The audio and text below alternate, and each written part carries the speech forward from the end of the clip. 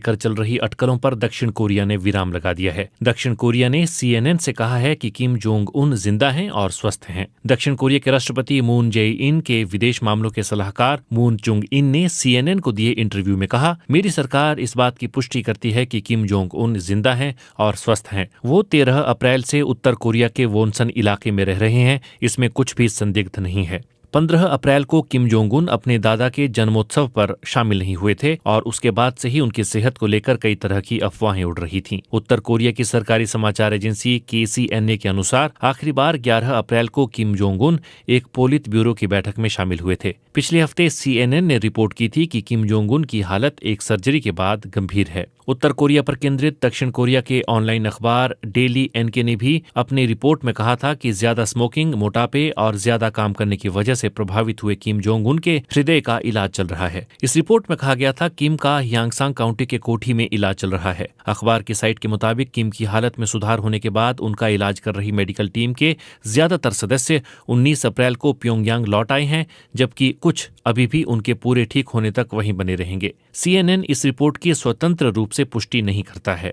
रविवार को उत्तर कोरिया के एक अखबार ने कहा कि किम ने उन सभी को धन्यवाद दिया है जिन्होंने उत्तर कोरिया के शहर समजियो को फिर से बनाने में मदद की है। CNN रविवार की इस रिपोर्ट की स्वतंत्र रूप से पुष्टि नहीं करता कि वाकई में किम ने खुद ये धन्यवाद दिया है या नहीं। ऐसा पहली बार नहीं है कि उत्तर कोरिया के नेता के स्वास्थ्य को लेकर खबरें आने के बाद वहां के मीडिया ने किम की गतिविधियों की रिपोर्ट दी हो। उत्तर कोरिया अपने नेता की किसी भी जानकारी को लेकर नियंत्रण रखता है। उन्हें शहर में किसी देवता की तरह लिया जाता है। सरकारी मीडिया से उनकी गैर मौजूदगी अक्सर उनके स्वास्थ्य को लेकर अटकलें और अफवाहों को जन्म देती है। उत्तर कोरिया में कोई स्वतंत्र प्रेस नहीं है और जब भी देश के नेतृत्व की बात आती है तो अक्सर एक ब्लैक होल ही दिखता है।